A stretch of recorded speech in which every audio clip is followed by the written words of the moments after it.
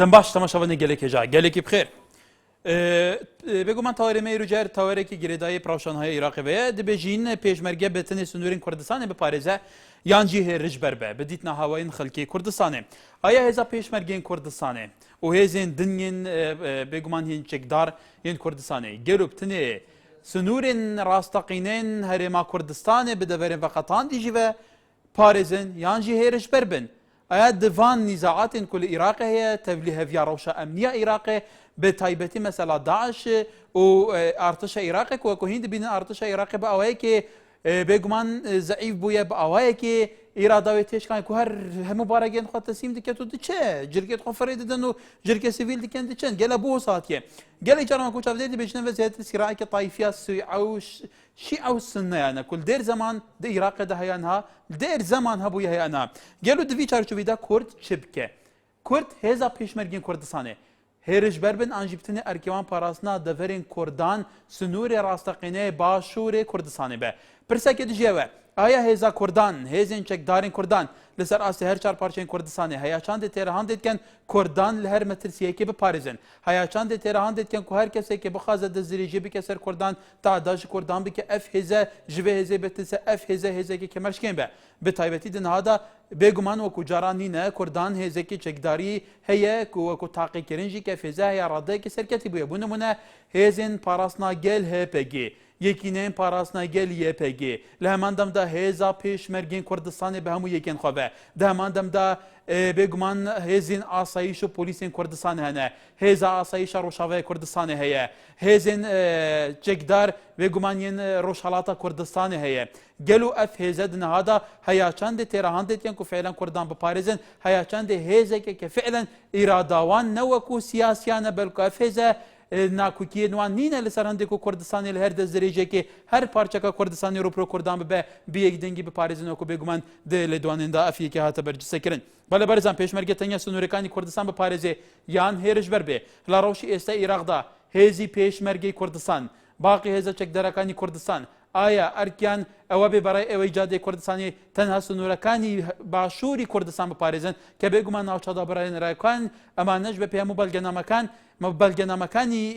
mêjo emene navçe Kurdistanê aya em hêze tenha erken parastinê em navçe nebe an hêzekî hêrij ber bin li êstay ew rewşa emniyeyê li Iraq hatûta rojeve we bi taybetî meseleyê Daeş bi taybetî kontrolkirinî zor navçe aya em ziyadtir rihendekî sîraî taîfiyan heye که فعلا لعراق لدير زمانه و پیش اوی عراق استاش لبیستکانی صدی رابردو دروز به نزاعتی شیعه و سنه لدير زمانه و بصدان صلوان زیاتریش لعراق هر گوریشی دا کتواتای سوا کو چاودره کانال بردامه کرد و کن توی که پارچکی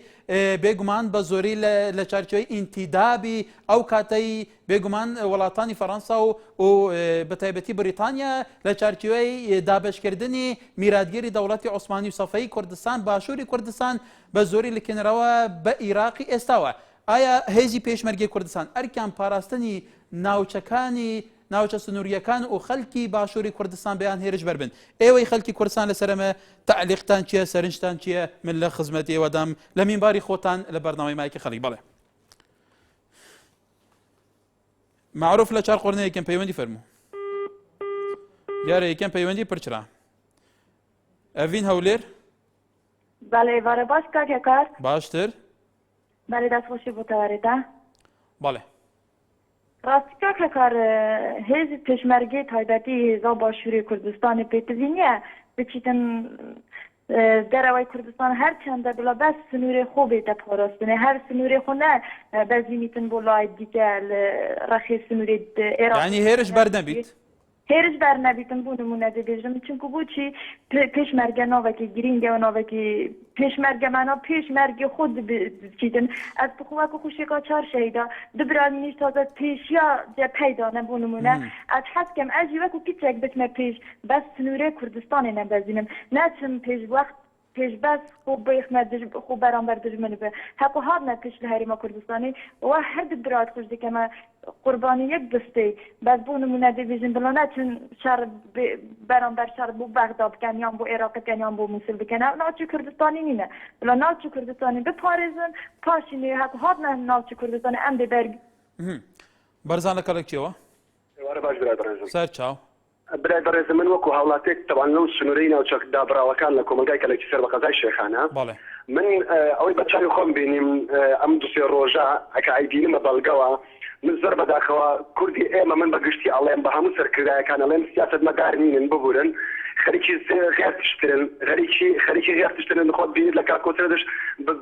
ڕێگارێکی دەست کردووە تۆ ئایما ئەگەر بیری لێ بکەنەوە معناکەی ئەزارین بەڵام ئێمە نابێ هێرش بەربین ئەمە ئەمڕۆکە قەیبا جێم لەو بەڕێزەبێ بەڵێ کای بەرزان ئێمە خوا فورسەی بە ئێمە داوە خوا فورسەی بە ئێمە داوە ئەمڕۆکە ئەم هەلە بە قۆزینەوە جارێکی تر ناوچەکانی پێ ئەڵێن ناوچە دابراو بچنەوە بۆ ناوچە دابراوەکان ئێمە هێرشبەر نەبین ئەمە فرسەتێکە بۆ ئێمە بە زۆر بەداخەوە حکوومەتی ئێمە هەرێمی کوردستان بەرپرسەکانی ئێمە هەرێمی کوردستان بە سەرۆکی هەرێمەوە سیاست مەدارینن خەریکی غێر کارەساتی ترن من ئایبینم بە چاوی خۆم بەڕاستیش بەڵێ نەزانم دیارە من زۆر لەبیداتەوە جێم لە سەرنجە بەڕێزانە بۆ بەڵێ بەرزان شڤان لە گۆبتەپە بەڵێ کای شڤان کاکە کاجیان سەر چاوم فەرموو ئەو دەستخۆشی بەرنامەکەت لێەکەم بەڵێ سوپاس فەرموو ئەو بەستە هێزی پێشمەرگە خۆ نابێت لە هەموو کاتێکە مەخسە هێرشبەر هێزی پێشمەرگە فەرمانی لەسەر و خۆ دەبی وەرگرتووکە هێزی پێشمەرگە حتا بتوانێت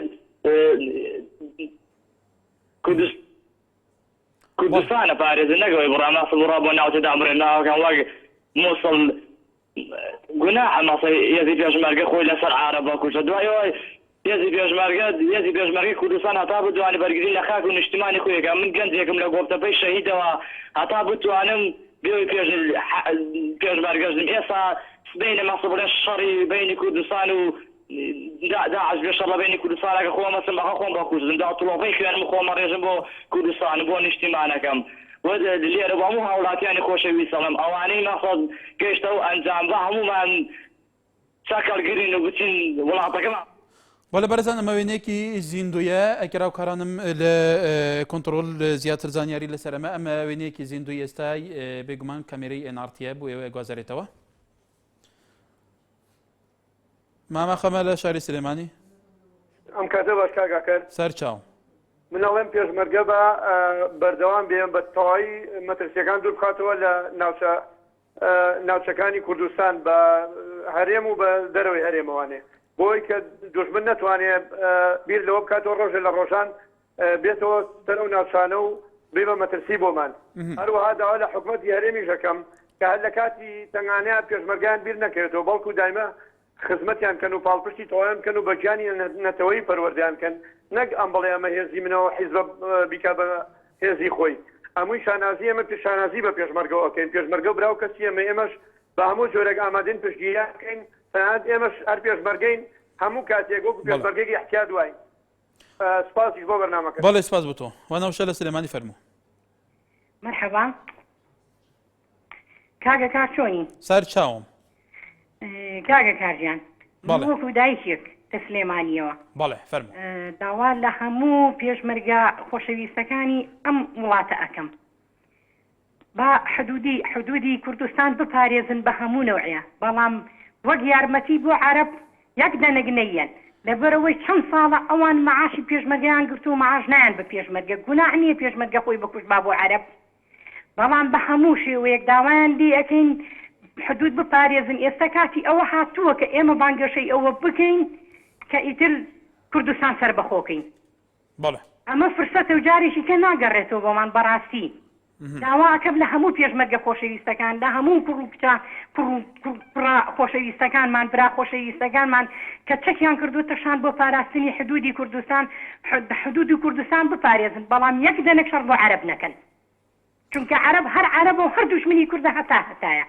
ئەیتر زۆر سپاس و بەڵێ سپاس بۆ تۆش بەڵێ بەرزان پرسێکی گرنگ لە ئێستای ڕۆژاوی کورداندا هەیە ئایا کوردستان لەسەر ئاستی هەر چار پارچە هێزێکی وا منەظەمی نەتەوەیی بەهێزی خاوەن تەجروبە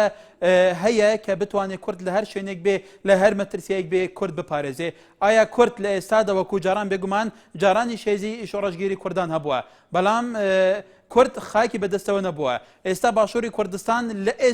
ئێستادا بە پێی سەرچاوە هەواڵیەکان بێگومان هێزی پێشمەرگە ناوچەدابنەرەکان هەموو باشووری کوردستان زۆربەی باشووری کوردستان لە ژێر کۆنتڕۆلی هێزی پێشمەرگی کوردستاندایە لە هەمان کاتدا بێگومان لە ڕۆژاوی کوردستانی شێکینەی پاراستنی گەلیە پەیگە ئەوێش لە ژێردەسی ئەوەندایە لە هەمان کاتدا لە باکووری کوردستان بێگومان لەوێ سیاسەتێک هەیە لە ڕۆژهەڵاتی کوردستان لە شار ئاسی هەر چارپارچەی کوردستان کورد خاوەن هێزێکی چەکداریە ئەم هێزە چەکداریە لە چارچەوەی پێش ئەم پێشهاتێک کاتوتە ڕۆژەوە هەمویان تەکیدیان لەسەر ئەوە کردووە کە ئامادەن کوردستان لە هەر مەترسیەک بپارێزن مەلا خزمەتیەوەدام ئاسوو لە شاری سلێمانی کاک ئاسوو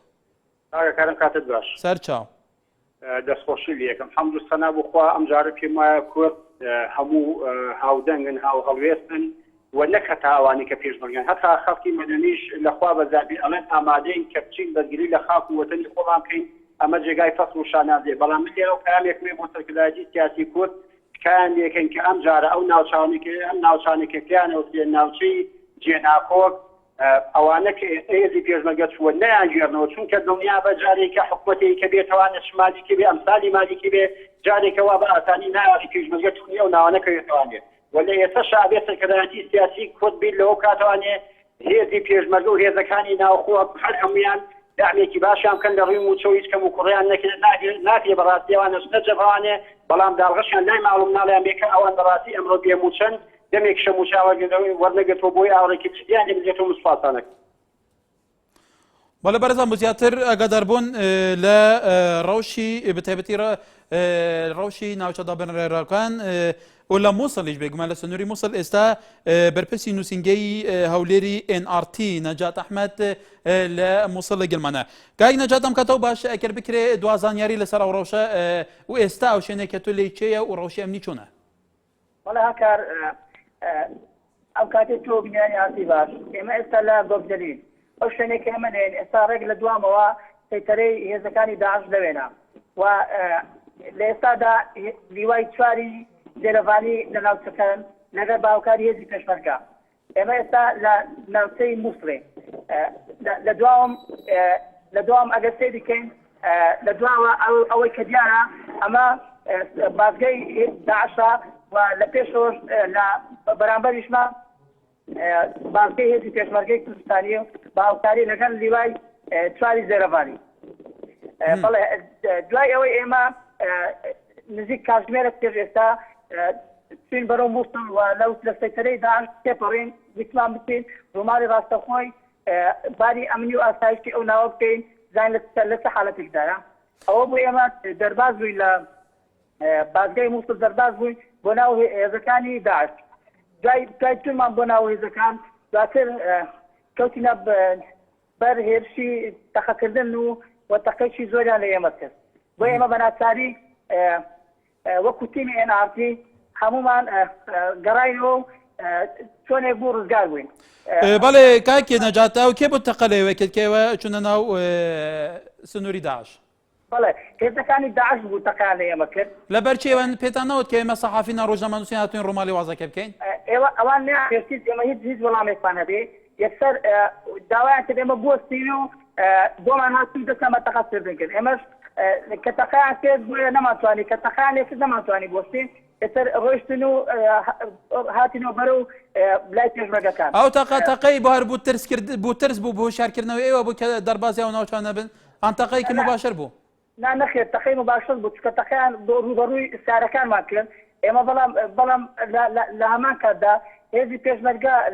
لەگەر لیوای زێرەڤانی هاتن سەخت و ئەوانی بەرپەتی تەقەکانی ئەوان داوە کە بەرپەتی تەقەکانیان داوە ئیتر وای کرد ئەوان وازە لە ئێمە هێنا و ئێمە ڕزگارمان بوو بەڵێ نەجات ئەو لە دوای تۆوە وەکو تێبینیمان کرد ئاڵای کوردستان هەیە و لە دوای تۆ ئەو سیاران هاتوو چووە کە نابووچێ ئەڕۆن و ئاراسیان بەرەو چییە؟ بەڵێ ئەو سیارانە ئاراسیان بەرەو ناو جەرگەی شاری مووسڵە ئەو ئاڵای کوردستانش کە لە دوای منەوە دیارە ئەوە ئاخر نقطەی ئاڵای کوردستان ئاخر نقطەی کوردستانە بەڵام هێزی پێشمەرگەی لەوێنێ ئەگەستێرکەی ئەو پێشمەرگانێک کە لە دوای من ڕاوەستان ئەوانە ئەو پێشمەرگانن لە دوای ئەوانەوە ئاڵای کوردستان و ئیتر نزیکەی 1000 مەترێک لەوێەوە دەبێت بە بازگەی هێزەکانی داعش و ئەو سیارانەش کە هاتچۆ دەکەن ئەوانە خەڵکی مووسڵن دەگەڕێنەوە بۆ ناو مووسڵ بێجگەلەوە ئەو بینی ئەو بازگانەی هێزی پێشمەرگە و داعشرێن ئایا لەوێ وەزی ئەمنی چوونە لەوێ ڕەتفعلی ئەوان بەرامبەر یەکتر چوونە؟ بەڵێ بەپێ ئەو زانیاریکە لای من هەیە کە قسەم لەگەر هێزی پێشمەرگە و لیوای زێرەڤانی کرد وتیان ئێمە ئەمەمان پێکرایە کە لەو باسێ زیاتر نەڕۆین بەرەو پێشەوە زیاتر نەچین و بارودۆخی ئەمنی ئەو ناوچە ئێستا کە من تێدام بارودۆخی ئەمنی تا ڕادەیەکی باش تەقامچیرە لەبەر ئەوەی هێزی پێشمەرگە باسییان لەوە کردکەوان هیچ فەرمانێکیان پێ نیە بۆی زیاتر. بەڵێ نەجات ئەو بێژگەلەوە هێزەکانی داعش هێزی پێشمەرگە تەقا و شتیان لە بینیان هەیە ئەو جەپەیە بەتایبەتی ئەو سنوورێکە تو لێی ئەو سوورێکە من لێم هیچ تەقەیەکیان لە نێوان نیە تەنها ئەو کاتە بوو کە تەقا لە نێوان کرا ئەو کاتە بوو کە هێزەکانی داعش تەقا لە ئێمە کردو و لە بەرامبەر هێزی زێرەڤانی پێشمەرگە تەقایان لێکردنەوە تاقی ئێمە دەربازمان بەپێی زانیاری ئێوە لە ناو مووسڵ تەعاملی داعش چوونە لەگەڵ هاوڵاتیان بەتایبەتی وەکو تواڵەیە کە دیاریشە لە کامیرایە ئەو خەڵکێکە گەڕێتەوە. بەڵێ من قسەم لەگەڵ خەڵکەی کرد کە دەچێ ناو جێگەی مووسڵ هەستان لە خۆشمان چوین ناو جێگەی مووسڵ ئەو شوێنێکە ئێمە لێ بووین چوینە ناوی خەڵک نابێنرێ تاکو تاک خەڵک دەبێنرێ بە شێوەیەکی گشتی خەڵک لە ماڵەوە ینی چۆ لە شوێنەکە بە چۆل دەبێنرێ وهروە هەموو فەرماگەکانی حکومی هەموو دایرەکانی حکومی لێدا ینی داوام ناکەن هیچ حکومەتێک لەوێ نماوە. عیناوی تو بوونی کە ئێوە داخلی مووسڵ بوونەوە ئێوە لە ناو مووسڵ بینەی وێنەی ڕاستەقینەی جادەکانی مووسڵ شەوارعی مووسڵ ئایا چوون بۆ تەواجودی داعش هێزەکانی داعش لە ناو شارعەکان لە شوێنە گشتیەکان لە مووسڵ ئەوەی ئێوە بینیتان چۆن بوو بە چی شێوەیەک بوو؟ بەڵێ هێزەکانی داعش لە ناو مووسڵ ئەسوورێنەوە بە سیارە ئەسوورێنەوە بە کۆمەک دەسوورانی بە تەنیان نینە یەک دوو سیارە پێکەوە ئەسوورێنەوە و بەس شەقامەکان بە سۆڵی دەبینرێت. ئەی تەواجودی هێزانیەکانی عێراق لە مووسڵ لە دەوریبەری مووسڵ لە گەڕەکەکان چۆنە بە تەمامی لەوێ ئەبینرێ جێبیستی تەقەش دەبێ؟ بەڵێ هیچ هێزێک لە ناو مووسڵ نماوە ئەوەی کە ئەو هێزی پێشمەرگە و هێزی زێرەڤانیە لەو شوێنەی لەو شوێنە کە ئێمە لەیرێن لە ناو مووسڵ هێزی عێراق نماوە ئەگەر سەیریکەی کاتاسار ئەگەر سەیریکەی هاکار ئەگەر هاوکارم ئەو سیارانە پیشاندەوە هەموو ئەو سیارانەنە کە هێزی عراقی بەجیان هێشتووە و لە شوێنەکە بەجیان هێشتوانە هەموو هێزی عراقینە سیارەکانی بەجێ هێشتو هەڵاتنەوە چونە ئەو شوێنیان چۆڵ کردووە. بەڵێ بەڵێ نەجات ئەحمەد بەرپرسی نووسینگەی هەولێری ئێنارتی کە ئێستا بەرزان لە مووسڵ لە دەواازەی مووسڵ لە گەلێمە بۆ سوپاس بزانیارەکانت بەڵێ تەماشاوانی نژا ئەوێ دیتی ئەوە بەرپرسێ نووسینگەی ئێنارتی بوو لە هەولێرێک و کوشاندی ئێنارتی چوە ناوا مووسڵێک و بێگومان سەیتەرێ داعشی دەرباسکە چوە ناوا مووسڵێ لێ ئەو دەبێژە چەکدارێن داعش ڕامیشوان کردە تەقەشوان کردیا و ناچاربوونا دەرباز بن لێ ئەو بەحسیان دیکە و ئەو دوو دەرگیهوانی دبینی وێنەیەکی زیندیە ئەوە ئەخیر نقطە هێزین پێشمەرگێن کوردستانەیە و یالبەرێ یال دیفان ڕیژا هێزین داعش لەوەرن دەبێژین مووسڵ بەتەمامی جاری هێزین داعش بەهاتیە کۆنتڕۆلکردن و gelek سیارە لەوەرن ئاڵاوێن عسکەریین ئارتشە عێراقنە کوان بجێهێشتنە. بەڵێ بەرزان لە خزمەتی سەرنجێوەدام خالید لە شاری سلێمانی. بەڵێ چاوان لە سلێمانی فەرموو چاوان لە سلێمانی فەرموو سەر چاو فەرموو.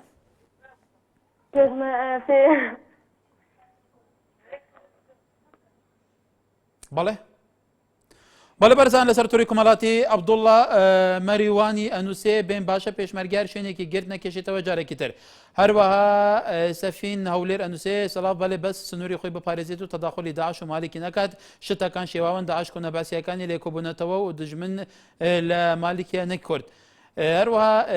ئازاد عوسمانیش لەسەر تووری کۆمەڵاتی پێیجێ نارتی ئەنووسێ کە پێشمەرگە قەت هێرش نەکات. بەڵێ گەرەر سەرنجەکان زۆرتر لەسەرەوەنە. بەڵێ هۆشەین لە سلێمانی فەرموو. ئێوارەتان باش سەر چاو. زۆر سپاس. بەڕاستی من دەستخۆشی لە سەرجەم هێزی پێشمەرگەی کوردستانەکەم و چاوی یەکدەیشانمان دەکەن و مەسەلەی پێشڕەویکردن یان شوێنی دیفاعکردن ئەمە مەسەلەیەک نییە لەم کاتدا چونکە تۆ ناچاری خۆ ناکەی هێزی پێشمەرگە ئێستا بۆ مەسەلەی کەرکووت بێتە فەرەهەنگیر ناچارەکە هێزی عێراقی پاشەکشەکە مەزبوری تۆ بچتە شوێنەکەی بۆ نمونە ئەوواڵم بۆ مەسەلەی حەزکەریە پێشڕەویکردن ئەو ئێمە پێشڕەویکردن نییە ئەوە ئێمە ناچارە ناچارین کە بچینە پێشەوە چونکە تۆ هێز نەما دیفاع لەو شوێنەکە مەزبوری تۆ بچتە شوێنەکەی ئەو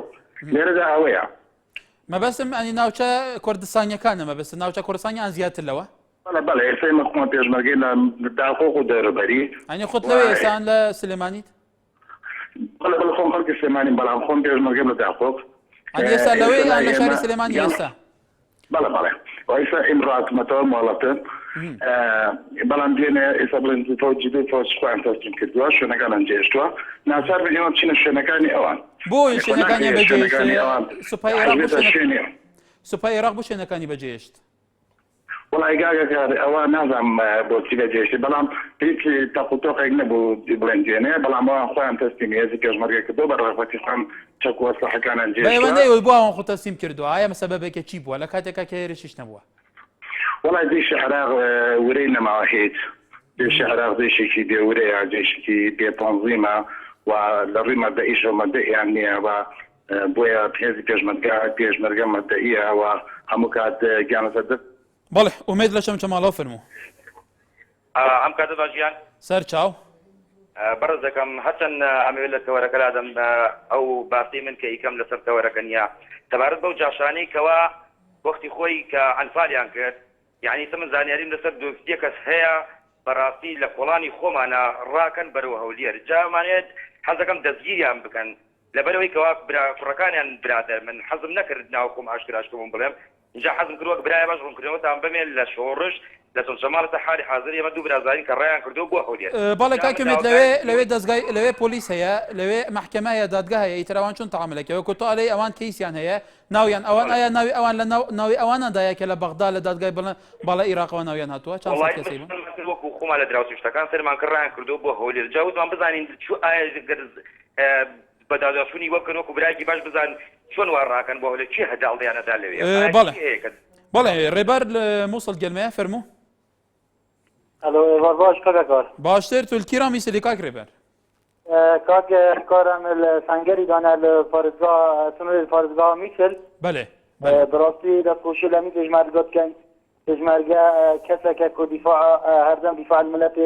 کرد کتن کاک کار مدرشته کی پشمرتا کرم که به تاریخ کردا دا پشمرگه چجارت چکی خونه ده دست دشمنی چجارت جرا نکریه چکی پشمرگه نه یا دیارک و ابرو چند روزه کم بینیم سربازان عراقی که خود دست داعش داره براستی چه که زور خلطه هم پیشمرگه تو پیشمرگه که نوکرسانگری که کار براستی که زان خوینا سور به زغرم مولا خود بوم شرطره که چه خود تصمیم دشمنی کم همجی چاوره فرمان جناب سر گواردن بله کاکره برای کم روش سر روش امنی به کوبشین چینا داخلی موصله کاکره بر بله تو پیشمرگه یل سنوری میسل گلو دنها دا روش چاوای او سنورین لآیا سنوریم تنه دورین کردان هین پارزن آن شر و تقلنا بین و داعشه نه خیر اتون که آرامیه جیش عراق جیت خوهلای نکا که کار سنوریم ناچه دابرافان کود ماید گرتی براسی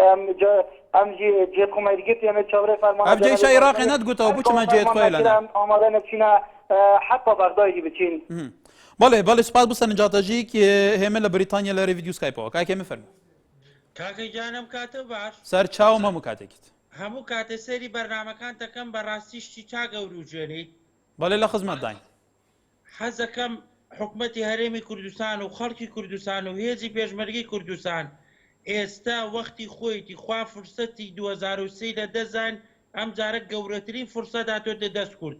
خێرا شۆفڵ و حەفارە بیرێت سنووری کوردستان جاکرێتەوە لەو عەرەبی میکرۆب و فاشیانە لەبەر ئەوەی بێنە سەر حکم یەنەوە گیانی کورد ئەنفالەکەن هەڵەبجاکەن تەعداکەن هەچی شتی ناشینەکەن خوا فرسەتێکی بۆ یاوین خێرا شۆفڵ و حەفارە بیرێت سنووری کوردستان جاکرێتەوە ئەو چڵکا و خۆر و شۆڤێنیانە چونکە دەستیان بڕوە خوا ناناسن فرسەتێکی گەورەیە بۆ کورد لەم کاتەشا پێویست دەکات سەرۆکی هەرێمی کوردستان لە دەروی وڵاتە بەبەلە بێتەوە ناو وڵات داوا لە دەوڵەمەندەکانی خەڵکی کوردستانەکەم بەهانەی هێزی پێشمەرگۆ بچێ خواردنی بۆ بەرێ حەزوقەی بۆ بەڵێ ناسا لە کەرکووکەوە کای ناسا فەرموو ئەم کاتە باش سەر چاوم ڕای من لەسەر بەخشی ئێستای کوردستان و بەتایبەتی ناچێداڕاوەکان ئێمەش پێمان باشە بە تایبەتی لەسەر کەرکووی قسە بکەی وەکو کەرکووکێک ئێستا لەوێ ڕەوش چوونە ڕەوشی ناوشاری کەرکووک چوونە زۆر ئارامە زۆر هادئە زۆر هێمنە ناوشاری کەرکووک هیچ شتێ ئێستا بۆ دەوروبەری کەرکووک دەوروبەری کەرکووک لە 40 کیلۆمەتر بۆ 45 کیلۆمەتر لە خواریم شاری کەرکووکەوە هێزەکانی پێشمەرگە لەوێن لە گوندی تەنوەر بلەوێ هەندێک پێکادان هەبووە بەڵام خۆشبەختانە هێزەکانی پێشمەرگە لەوێ سەرکەوتوو بوونە و لە خواری کەرکووکیش لە هەموو ناوچەکان خوار و بڵێن باشووری ڕۆژاوای کەرکووکیش هەموو بە هێزەکانی پێشمەرگەی گیراوە و بارودۆخی کەرکووکیش زۆر ئامنە بەڵام یەک داوایەکم ئەوەیە لە هەفتەردەم خەڵکی کوردستان پشتگیری تەواوی لە خەڵکی کەرکووک و لە خەڵکی ناوچە دابڕاوەکان بکەن ئێستا لەم بارودۆخەدا خەڵکی کەرکووک و ناوچە دابڕاوەکان پێویستیان بە پشت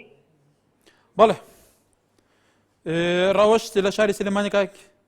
باسی بەڕێ دەگەم سەرچاوم کاک ڕەوەش فەرموو چاوەگەمی سوپاس وەڵا کاکە من دەستخۆش بەرنامەکەتان لێەکەم ڕاستی تەوەرێکی زۆر جوانە و ژانتدانە باڵێ فەرموو چاوەکەمی کاکە وەڵی بەڕای من بەجێشتنی سنوورەکانی کوردستان هێزی پێشمەرگە بۆ سنوورەکانی دەرەوەی کوردستان بەڕاستی کارێکی خراپە چونکە ئەمە وەڵامدانەوەیەکی گەورەیە بۆ بەرپرسانی هەرێم بۆ بەرپرسانی حکوومەت بۆ ئەوەی کە بۆچی موچە نانێرن بۆ پێشمەرگە بەڕاستی لەبەرەوەی کە موچە نانێرن بۆ پێشمەرگە نابێت پێشمەرگە بچێتە دەرەوە سنوورەکانی هەرێمی کوردستان و بەڕاستی دەبێت بەس بۆکو چۆن بڵێ پارێزگاری سنوورەکانی هەرێمی کوردستان بکەن چونکە ئەگەر سەرنجیش بین یعنی هەموو کەسێک لایەنێکی ڕۆحی هەیە لەگەڵ خاکی خۆیان بەڵام ئەگەر پێشمەرگە بڕاتە دەرەوەی کوردستان ئەوە دڵنیام لەوەی کە زەبرێکی زۆر گەوریان لێ دەدرێت بەڵێ سپاس بۆ تۆ تەماشا بەنێجا ئەس حەزکەم سەرنجاڕا بکێشە مەفێنین بینی وێنێکی زیندیە لێ دەردۆرێن مووسڵەیە ئەڤ هین بین ئەف سیارێن کو دچن بێگومان وەکو نوچەگیانەمە گوتی ئەف سیارە بەرەف مووسڵێ دچن و وێرە ئەخیر نقطە هێزا پێشمەرگێن کوردستانە لهێڤەتر نقطە چێکدارên داعشە یاوان وەکو زاڵگە بێگوماندانەی ئەvê وێنەیەکی زیندیە ڕەوشەیە کوین دبینن هاتو چ سیارەیە ئەو سیارەژێک ئەخیر نقطەیە کو دچنە ناڤ باژارێ مووسڵێ و دەردەکەمێ بێگومان ئەوژێک وڵاتیان سڤیلن ئەیل مووسڵ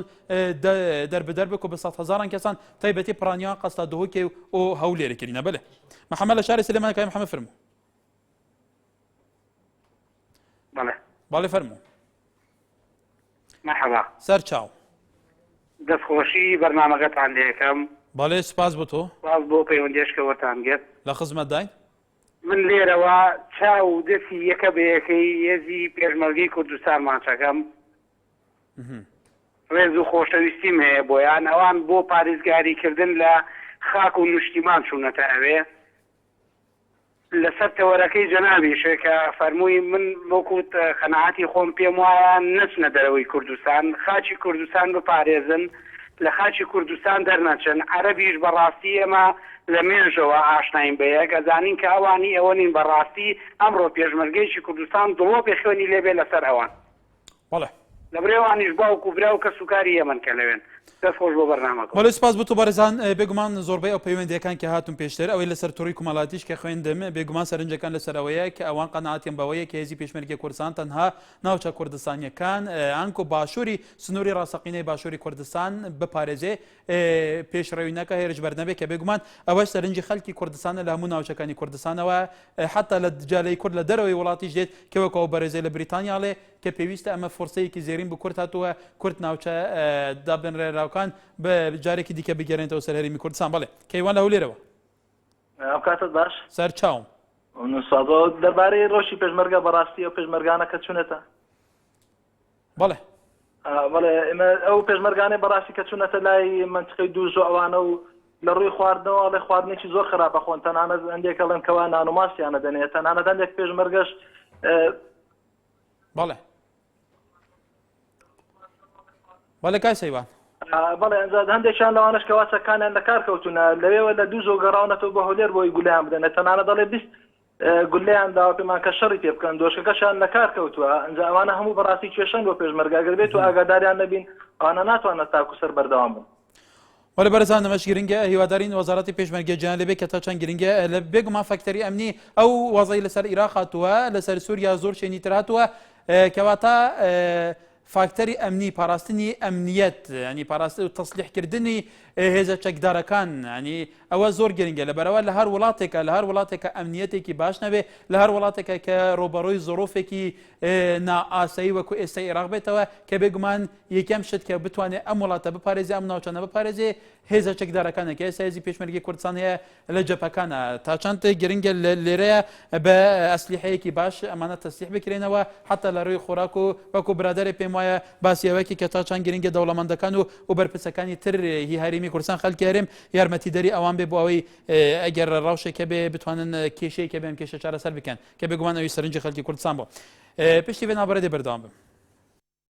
دووبارە سەڵاف تەماشەوانانی جا ئالانی ئەلەن تەنووسێ پێویستە کورد تەنها بەرگری کار بێت چونکە ئەگەر هێرشبەر بێت ئەوە مالێکی بەهێز ئەبێتەوە ئێستا گەورەترین دەرفەتە بە کورد کە هیچ کاتێک ئەم دەرفەتە لە مێژوودا دووبارە نابێتەوە کە بەرەو سەربەخۆی هەنگاو بنێ. هەروەها گۆران ئازا لە دانیمارکی شەنووسێ کە هەرگیز نابێ هێزی پێشمەرگە بۆ 1 مەتری شلەقاکی کوردستان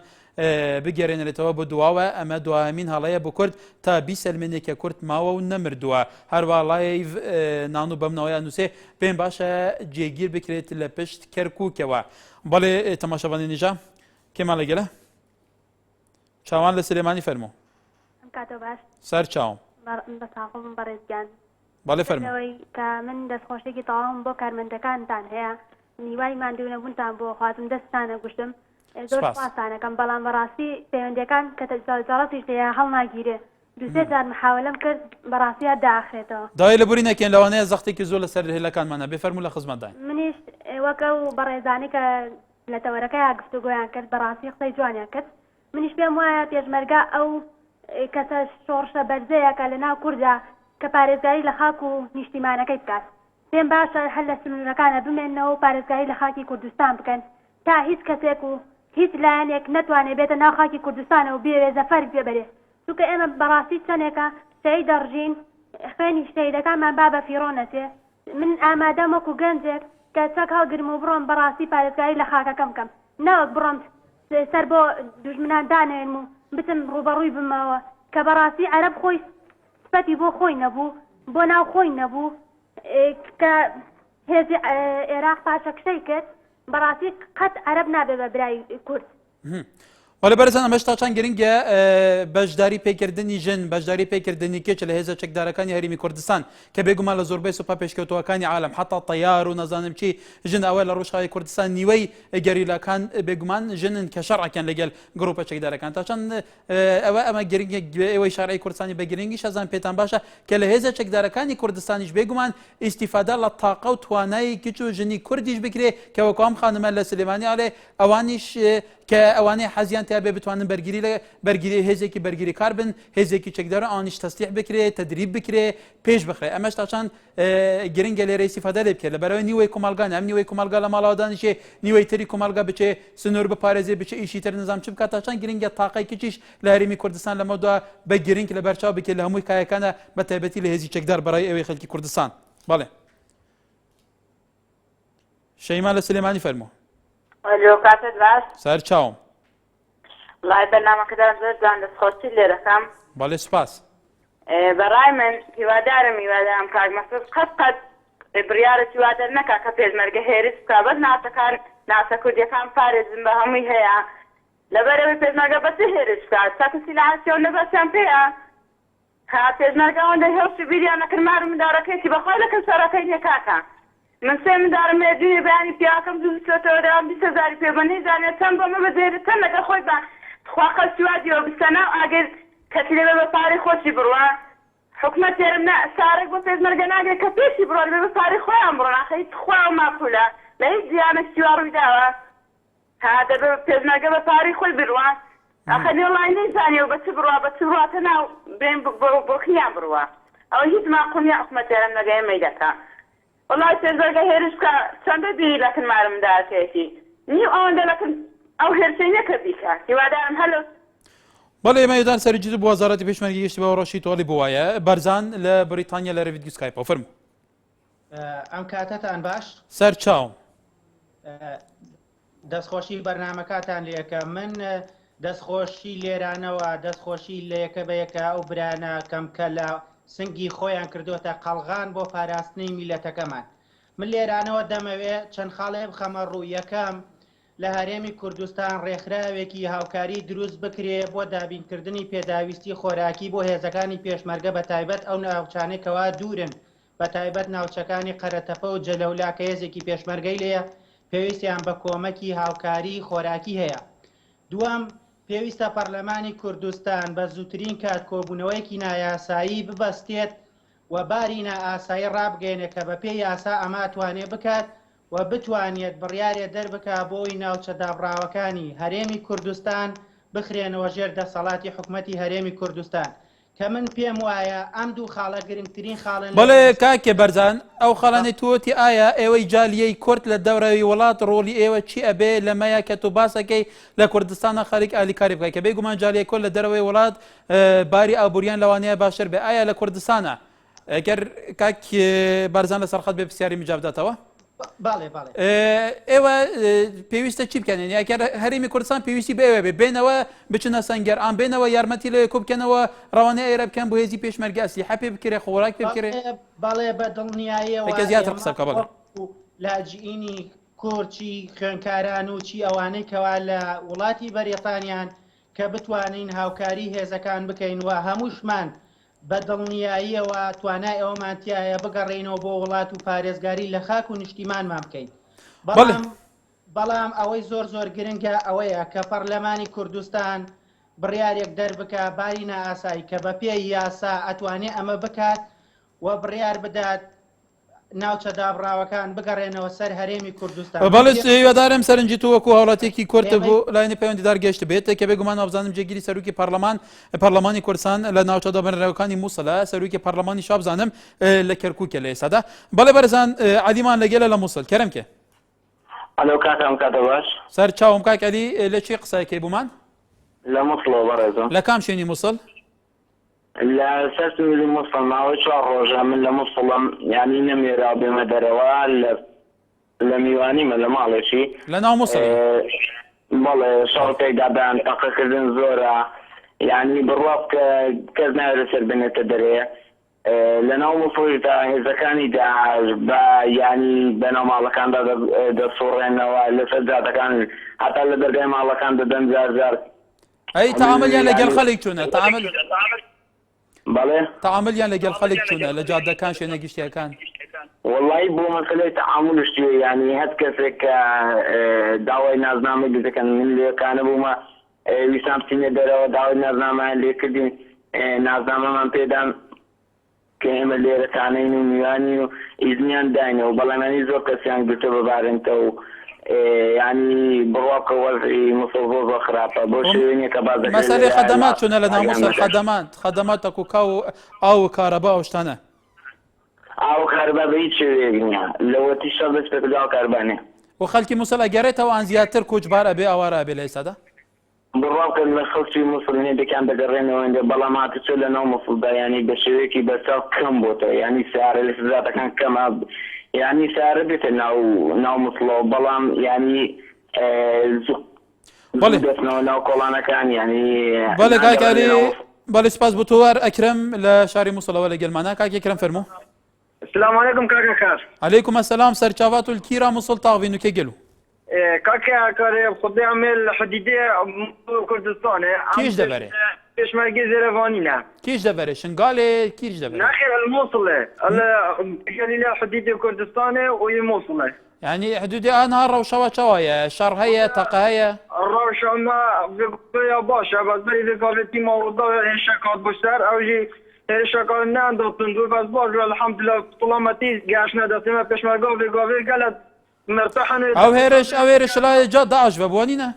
بله او پیشتر بو تیمه نارتیجی بگمان او هرشاد بکرن هر الموصل الجاليه داعش و دن هذا روشوا و کویزا پیشمرگه چاوای لور عتاده و باشه خوارنا و باشه الحمد لله عتاده مقاله که باشه و ام تیامدینا و هر جا که نبیتم دیچینه و ام حدیدی دا ان شاء الله بلا کد ما بعد پشتراز پشتوان یگان بیت تجار ام حدیدی برنادین هندیک شینم دی هیچ چینا پیشاک امر بو مبید قیاده بس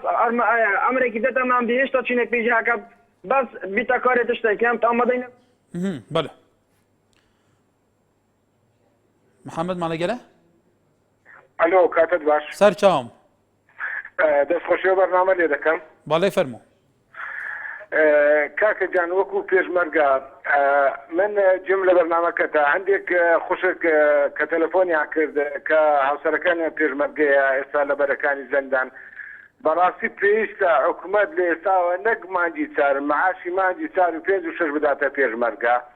لەبەر ئەوەی ئەوانە پێویستیان بە مهێشەتێ لە بۆ منداڵەکانیان لە بۆی هیچ فکریان لەلایەن ماڵەوە نەبێتن و لەلایەک فکرشان لەسەر شەڕ بێتن لە پێشەوە لە بەرەکانی جەنگ و هیوادارم چەک و تەقەمەنی بە پێی پێویست بیان دەنێ و ماوە لە پێش لە عێراقیە لە عەرەبی عەدەس دیتم ئەوە هەمی سەرعەت نادەم فلیمان لۆ دەردەینیکەنی شەڕی پێشمەرگەوە دەمە بۆ بیکەسی دەمە بە کراشکۆف لە پێشتای عالەمی ببورە کاک محەممەد ببورە و بەڵێ ببورە ئەو بێگومان لە جەپەیە ئێمە پێمان باشە بە شێکی گشتی قسە بکەین ئەوەت لە سلێمانی کایکەوەت فەرموو ئەم کاتە باش کاکەکە سەر چاوم کاکە گیان بە نسبەتی پێشمەرگەوە لەو حدودانە ئەوە ئێمە هەمومان دەزانین پێشمەرگە لەو دانەیە هەمی لە پێشەوەی ئەم هەمی ماڵ مناڵی لە ڕاستی حەقی وایە ئێمەی کورد کەمپینێک ڕاگەێنێ بن بۆ ئەو دەوڵەمەندمان زۆرە خەڵکمان زۆرە بۆ هەم ئەوەی کە ناچێ بۆیە بۆ ئامادەباشی تێوێ هاوکارێکی پێشمەرگە بکا لە ڕووی مادیوە لە ڕووی ئێمە هەمومان کوردین و هەمومان خۆمان بە سۆز زین کە وەختی سۆزین ئەوەی کە ناچێ ئەوەی هاوکاریان ناکەتوانێ هاوکاری پارەیان کە هاوکاری معنەوێ بۆ معنەوێت بۆ پێشمەرگەیژی معنەوێتیان بەردەبێتەوە حەقا ئێمە وەکو کورد شتێکی ئەوە ئەنجام بدەین بەڵێ هیوادارین کاکەوە سەرنجی تو گەشت بێت بەڵێ هیوادام سەرنجی تو بۆ دەوڵەمەندەکان گەشت بێت لە کوردستانەوە کوتواڵی کە تا چەند گرنگە دامی پێشمەرگە بکرێ کاروان شێخان گەلمەیە کەرمکە سلام علیکم علیکم السلام شێخان ڕەوش چاوایەک و ئەوژی دەڤەرێکی بەقەتان دێل سەر پارێزگا مووسڵێ کەرمکە بله دەستخۆشی بەرهەمێتت کەم بەلێ سوپاس ڕاستی ئەرێ ئەم شتێکی نایە معقولە پێشمەرگە یعنی بەرەنگۆریەوە ئەگیر کە عەرەبۆ بکات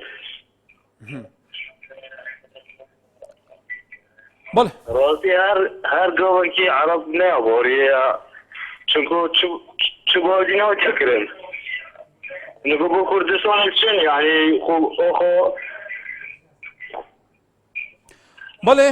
سپاس بۆ سەرنجاتەژیکی تەماشەوانی نێژا و گۆداریا سەرنجا جادا کوردستانی بوون بێگومان ئەمە بیدارین جادا کوردستانیژی لە هەموو دەڤەران بەرنامەی خۆ مینبەری خۆی ڕاستەقینە تێلەفۆن کردی بێژن پێویستە هێزا پێشمەرگەی کوردستانی کۆ بە پڕانیە سەرنجام بۆ هێزا پێشمەرگەی کوردستانی بتنێ دەڤەرێن سنوورێ باشوورێ کوردستانی بپارێزە هێزەکە هێرشبەر نەبێ ji ber ku wekû xelek dibêje eva çê dibe di navbeyna Daeş û artişa Iraqeke sîraeke taîfiye nek sîraeke dibêjin gelekî şan got ciyawazî navbeyna wan her dukayîne li beramber Kurdan Barêzan bêguman zorbê serincî hawlatiyanî Kurdistan li hemû navçekan ku ew bîstibêtan li bernameke basî ew ken ke debêt hêzî pêşmergê Kurdistan hêzek bêke sunûrî başûrî Kurdistan biparêzê hêzekî hêrişber nebe basî ew weşeken ke ew ê êsta aguzerê meseleyê Daeş û meseleyê artişê Iraq ziyadtir sîraekî taîfî li beynî sunne û şîekaneke li dêr zemanewe reg û rîşekî dîrokî heta îdeolojî û fikrî heye meseleye em şîwedarîn serincî xelkê Kurdistan bu layînê peywendîdarekan berpirsanî hêzî pêşmerge fermandê giştî hêza çekdarekan cêgirî fermandê hêzî çekdarekan geşbeke xelkî Kurdistan li mal rewşî êsta û hêzî pêşmergê Kurdistan û rewşên navçeda birakan serinciyan çûne heta subê halvêrê carekê din em di tewerek û babetekî germê rojevê temaşevanê nêja xizmet wat kêin êvar baş